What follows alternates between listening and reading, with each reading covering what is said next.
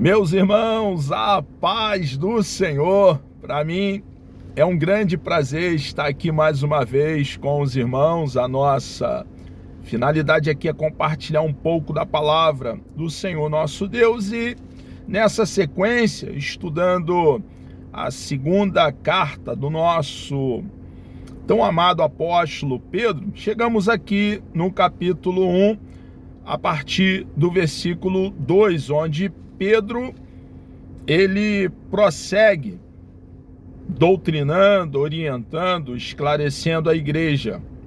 Estava ali no primeiro século, nossos irmãos e amigos estavam dispersos ali naquela região da Ásia Menor, atual Turquia, e a nós também hoje. A palavra do nosso Deus é a nossa regra de fé e prática, nossa bússola. A Bíblia é o nosso manual. Devemos tomar tempo para ponderar as verdades contidas no rolo sagrado. São as sagradas letras, com o escopo, a finalidade de tornar as suas verdades realidade em nossa vida. A Bíblia é a nossa lei, a lei dos cidadãos dos céus, dos filhos de Deus por crerem em Cristo de todo o coração. Então Pedro, que no primeiro versículo fala também de assuntos extremamente relevantes, como comentamos na primeira exposição, falamos sobre a justificação. Agora ele prossegue no versículo 2, dizendo, graça, ele está se dirigindo à igreja e ele usa esse termo graça. A bondade do nosso Deus, a misericórdia, o grande amor do nosso Deus para conosco. Nós que estávamos mortos em nossos delitos e pecado. Nós que tínhamos inimizade com Deus, porque o pecado faz uma divisão, uma separação entre nós e o nosso Deus, que é santo, que é puro, um caráter ilibado. Ele então toma a iniciativa, com base no quanto ele nos amou. Observe que ele é autossuficiente, não há nada fora de Deus que Deus precisa. Ele é completo nele mesmo. Havia harmonia, havia amor, havia diálogo dentro da Trindade. As três pessoas coiguais e coeterna. A pessoa do Pai, a pessoa do Filho e a bendita pessoa do Espírito Santo. Deus não tem necessidades. Ele também é autoexistente, existe nele mesmo. De eternidade a eternidade, ele é Deus. Mas uma vez que o nosso papai Adão e a nossa mamãe Eva deliberadamente desobedeceram ao nosso Senhor e deu ouvido ao diabo, houve uma ruptura de comunhão devido à queda. E o homem, os nossos pais ali, o primeiro casal no jardim de delícia, no jardim do Éden, assim como a humanidade a partir de então, a partir do capítulo 3 de Gênesis, está distante de Deus.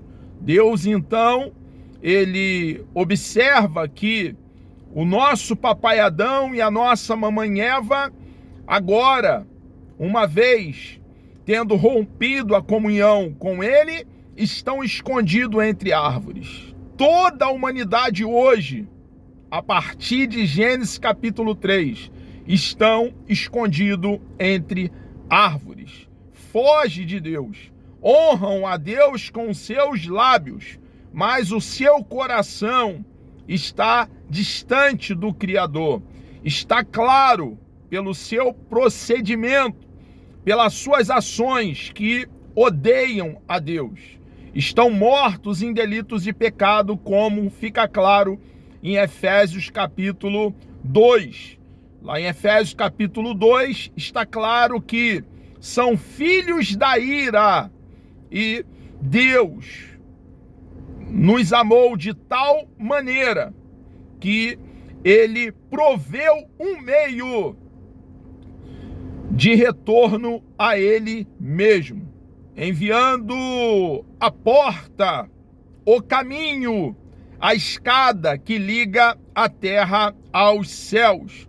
Nosso Senhor e Salvador Jesus Cristo. Deus estava em Cristo reconciliando consigo a humanidade. Jesus, então, ele toma sobre ele os nossos pecados e ele leva sobre ele os nossos pecados até aquela cruz, naquela pequena colina chamada Gólgota, lugar da caveira. E ali, ele, como nosso fiador, nosso representante, nosso substituto, morre uma morte vicária. Jesus não tinha pecados. Ele era o Cordeiro ilibado, santo, perfeito, sem mancha, sem ruga, sem mácula. Porque Jesus então se dirige até aquela cruz e lá sangra todo o seu precioso e bendito sangue, o sangue da nova aliança, o sangue remidor, resgatador. Ele foi até aquela cruz e pagou um alto preço pelos nossos pecados. Ele morreu no teu lugar, no meu lugar, para que, uma vez crendo nele de todo o coração, desfrutássemos de vida eterna, de paz com Deus, de comunhão com Deus, relacionamento com Deus, estivéssemos agora, porque em Cristo todo o coração, em sintonia com Deus, o mesmo relacionamento que o nosso papai Adão e a nossa mamãe Eva desfrutaram antes da queda. Então, foi por graça. Quando Pedro usa essa palavra, graça, não é por mérito, é apesar dos nossos deméritos. A salvação não é pelas obras. A salvação não é provida por nós. Não somos nós que nos salvamos a nós mesmos. Nós somos condenados. Jesus não veio para nos condenar, porque não se condena o que já está condenado. Jesus veio para salvar, buscar o que se havia perdido. Ele veio para nos resgatar da condenação. O inferno não foi feito para o ser humano, foi feito para o diabo e seus anjos, mas o ser humano, por dar de ombro, desprezar, prevaricar, faltar ao dever, virar as costas para a boa mensagem que dá vida a mortos, caminha para o inferno a passos largos. Então a salvação é pela graça, é um favor imerecido, é quando recebemos da parte de Deus aquilo que não merecemos. Merecemos juízo, condenação, inferno, porque viramos as costas para o Deus de amor, o Deus de toda graça. Mas Deus proveu um caminho, uma porta, e é a única porta, o único caminho de retorno a Ele mesmo. E veio nos buscar, nos salvando pela graça, mediante a fé, para as boas obras. Nós temos um proceder, um viver radicalmente, completamente diferente do que vivíamos e procedíamos em nossa vida pregressa antes de abraçarmos a causa, porque fomos alcançados pela graça de Deus mediante a fé. E uma vez ferido pelo Evangelho, queremos agradar aquele que tanto fez por nós lá naquele madeiro, naquela cruz, lá naquela pequena colina chamada Gólgota, que na ocasião estava fora dos muros de Jerusalém. Pedro aqui está falando de doutrinas caras, doutrinas relevantes. Não perde tempo com superficialidades. É importante tomarmos tempo para dar ouvidos à doutrina de Deus por intermédio do seu filho, aqui registrado, o apóstolo Pedro. Graça, e ele prossegue, e paz. Hoje, quando cremos em Cristo de todo o coração, a justiça de Cristo nos é imputada. E como diz Romanos capítulo 5, versículo 1, somente dessa forma, crendo em Cristo e tendo a justiça dele imputada a nós, passamos a desfrutar de paz com Deus. Cai a inimizade, cai o distanciamento, não existe mais barreira entre nós e o Deus Santo, porque a justiça do seu eterno Filho conta em nós, na nossa conta, e somos aceitos por Deus Pai. Desfrutamos de paz com Deus. Deus é a fonte dessa paz. Ele, Jesus, é o príncipe da paz. Temos uma paz verdadeira, não a paz que o mundo pode dar, que é um engodo, é uma falácia, é um engano, uma utopia, castelo de areia. Mas uma paz duradoura, uma paz contínua, uma paz que permanece. Jesus adquiriu esse privilégio para todos aqueles que creem nele de todo o coração. Então Pedro, ele usa essa expressão, graça e paz vos sejam multiplicadas. Ele deseja para a igreja do primeiro século e para nós hoje, que essa graça e essa paz se multiplique em nós a cada dia, irmãos.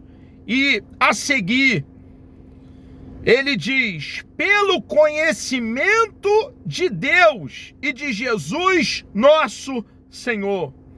Nós que tivemos um encontro com o nosso Deus, por intermédio do nosso Senhor e Salvador, Jesus Cristo, tomamos conhecimento dessa preciosa mensagem, a boa notícia, o plano bendito de salvação elaborado por Deus e colocado por Ele em execução.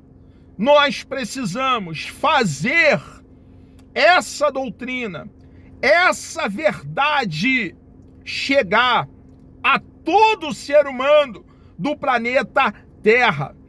A ordem de Jesus para você, minha irmã, você, meu irmão, e para mim é ide por todo mundo e pregai o evangelho a toda criatura. A missão, a incumbência que pesa sobre nós é, como arauto, proclamar o plano de salvação. Salvação por intermédio daquele, o único, que é a ressurreição e a vida.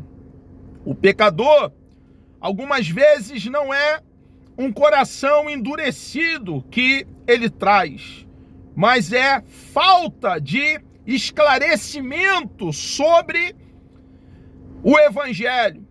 a boa notícia, o plano bendito de salvação. E Deus quer nos usar como instrumento, um canal, um vaso de barro para ensiná-los o plano de salvação.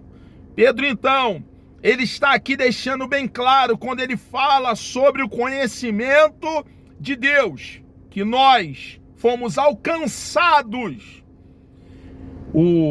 As escamas dos nossos olhos caíram, estávamos mortos e recebemos vida da parte de Deus, vida verdadeira, vida abundante, e devemos então ser proclamador de boa mensagem, devemos ser compartilhador, devemos derramar vida sobre aqueles que nos ouvem, trazendo então esclarecimento do grande plano do nosso amado e bondoso Deus. Quem, irmãos, pensaria num plano tão perfeito?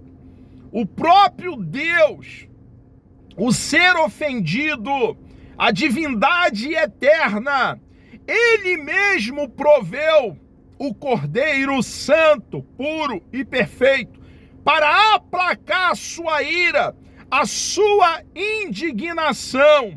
E Jesus, ele satisfez a justiça de Deus, tomando todo o cálice da ira de Deus sem deixar cair uma gota sequer.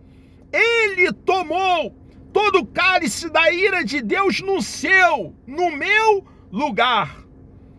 Era necessário um Cordeiro Santo, puro, perfeito. E Jesus, ele preencheu todas as qualificações exigidas por Deus Pai. E hoje nós temos intimidade com Deus, comunhão com Deus, relacionamento com Deus, pela obra vicária, expiatória, bendita do nosso Senhor e Salvador Jesus Cristo. Amado, chegamos aqui ao término de mais uma exposição nessa segunda carta do nosso tão amado apóstolo Pedro. Deus me dando vida até lá, querendo o nosso amado e bondoso Deus, no próximo encontro, na próxima exposição, iremos comentar a partir do capítulo 1, versículo 3. Vamos orar? Deus amado, nós louvamos o teu nome, engrandecemos a tua pessoa bendita. Obrigado por essa grande oportunidade que o Senhor nos concede falarmos do teu amor, da tua bondade. Meu Deus, eu peço, por favor, que o Senhor possa nos dar um dia abençoado na tua presença. Continue, ó Pai, falando conosco por intermédio da tua preciosa e bendita palavra. Nos dê coragem, meu Deus, por favor, nos dê ousadia, determinação para cumprir a missão que o Senhor nos deu. Ó Pai amado, tu és grande, tu és precioso e bendito para sempre. E nós aqui, como vaso de barro, estamos para apontar para o Senhor, que é a fonte que jorra água cristalina diuturnamente. Muito obrigado, ó Pai, por tão grande salvação. Peço uma bênção especial sobre todos os meus amigos e irmãos que estarão participando dessa exposição. E assim oro, ó Pai, agradecidos em nome de Jesus.